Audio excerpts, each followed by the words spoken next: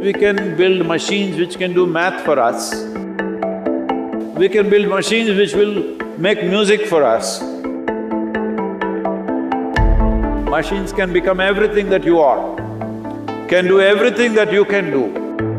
Only thing is that which is that indescribable force which makes everything happen, that will not happen in a machine.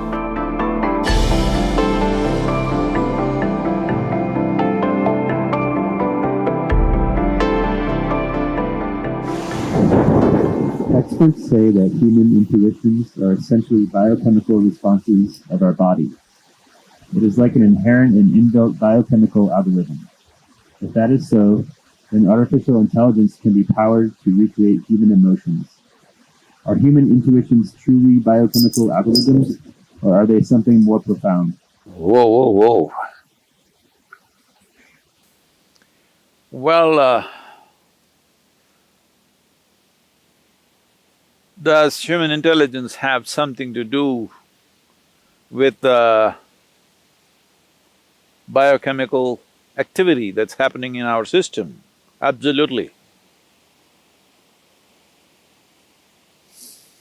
Well, when you know today that you being mentally balanced or imbalanced, you being stable or unstable, you being clear or unclear in your mind, has a chemical basis to it, or even you being happy or unhappy, loving or not loving, joyful or miserable, all has chemical basis. One way to understand this is, it is all a question of intelligence. Right now, as you sit here or wherever you sit, whether you make this experience of sitting here beautiful or ugly is a matter of intelligence, and it is also a matter of chemistry.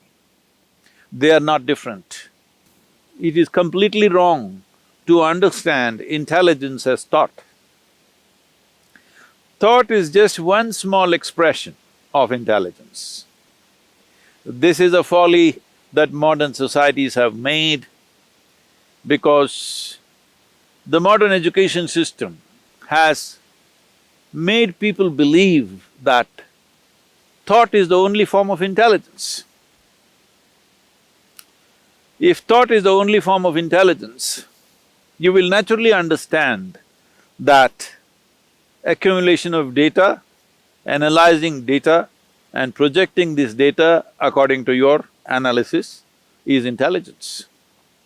Well, this is a process that any machine can do. This you're beginning to understand now, that even the most complex thought that you think is phenomenal, today your computer can do it without effort.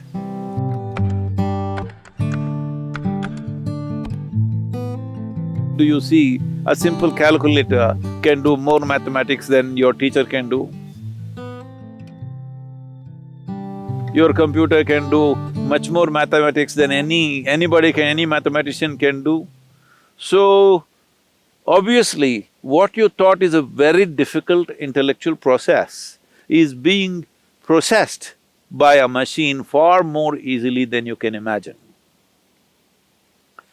Now, people argue, but mathematics is one thing, literature is a different thing, music is a different thing. Well, I'm telling you, whether it's literature or music, which are considered more, outpouring of human heart, even this can be done by a machine. Well, we've still not built machines good enough to do that maybe, but you will see in the next 25, 50 years' time, maybe, I don't know how long, but it will inevitably happen, you can't make out. Or probably it will be more perfect. So, this about intuition. First thing to understand about intuition is not a different level of intelligence. Intuition is just simply a different level of computing. That is, let us say, let me make it very simplistic for you, just for the sake of understanding. Right now, let's say you had a child or you had an infant who has grown up just inside a room, never seen outside. Suddenly you bring him out and show him this tree. You know what he's doing? He's gathering data, color, form, the way it moves, the way it is. He's just taking up data through his sense organs. Let him watch this tree for a few minutes. Let's say he has grown up after some time and you ask him to, let's say, depict a tree, most probably he will depict it nearly 90% right. But now the process of assimilating the tree in his mind is not logical. He is not saying the leaf is 5 centimeters by 7 centimeters, the color is this kind of green, which is a combination of that, that and that. No, there is no logical assimilation, it's intuitive, simply just like that. The picture comes to his mind.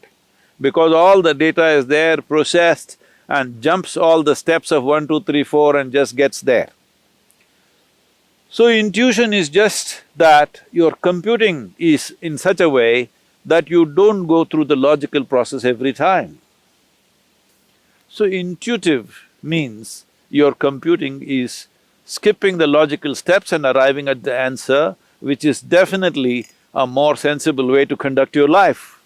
Is this just a biochemical algorithm? Well, I would say 100% yes. So, when we say biochemical algorithm, it is in a constant flux, you can set it the way you want. By genetics, by culture, by external influences, it's set one way. But if you are conscious, you can set it in another way. So is it just biochemical algorithms?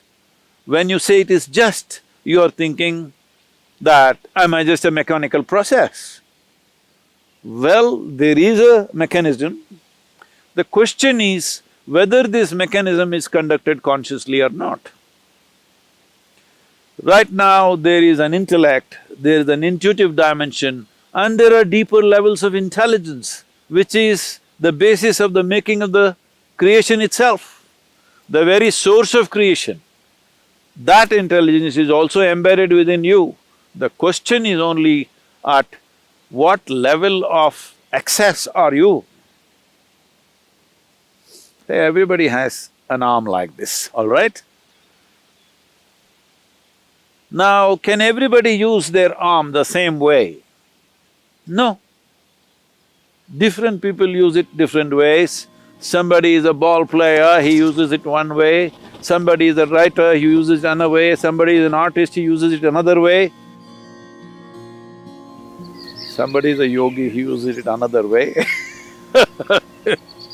because you have figured out certain aspects of life, somebody else has figured out another aspect of life. Depending upon how you apply yourself, accordingly, your biochemical algorithm is constantly changing. It is not a set process. Well, there are certain settings, because otherwise you won't have a starting place. Like I already said, genetics, cultural influences, Samskriti, that is generations of learning that's happened within you. All these things put together, there is a certain algorithm, but it is not set, it is fluid. You can change it every moment of your life. So your intuition, what kind of intuition do you have? People are just doing guesswork all the time and thinking it's intuition. No, if you want to develop intuition, first thing is, you must learn how to simply sit here, fully alert and not thinking about anything. Somebody was asking me, Sadhguru, when you're riding, what are you thinking about? Why the hell am I thinking about anything? I'm just riding. That's why I'm still alive because the kind of risks that I've taken on two wheels. I'm still alive because I don't think a damn thing. If you know how to simply sit here, alert but unthinking, oh, how is that possible? I'm asking, how is it possible for you to think when so much is happening out here? If you pay attention, you will not think. So the most important aspect of life is your attention, not your thoughts. This is what a child who saw the tree for the first time did. Attention. If your attention is on all the time, without any kind of judgments about what is this, what is that, simply attention, not thought, just attention, you will naturally become intuitive.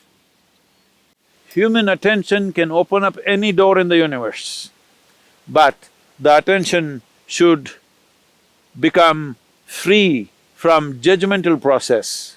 That means, from the limited data that you've gathered, you should not go on judging everything around you. Because even if you think you know everything, the data that you have gathered is very, very limited. If you observe this tree for one whole year, the entire process of it dropping leaves and putting back new leaves and everything, still I'm telling you, you do not even know a small percentage of what the tree is. If you want to understand the biochemical algorithm of that tree, we do not know how long it will take for you to grasp that. So this is a much, much more complex mechanism than the tree. So definitely this, if you spend a lifetime paying attention to this, still what you know is very little. But if as you become more and more conscious, you determine the biochemical algorithms.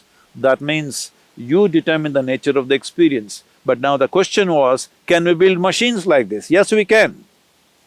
As we can build machines which can do math for us, we can build machines which will write stories for us, we can build machines which will make music for us, we can build machines which are intuitive in nature. So, this is a very valid question. This is a question that needs to be looked at more profoundly than just talking about intuition or emotion.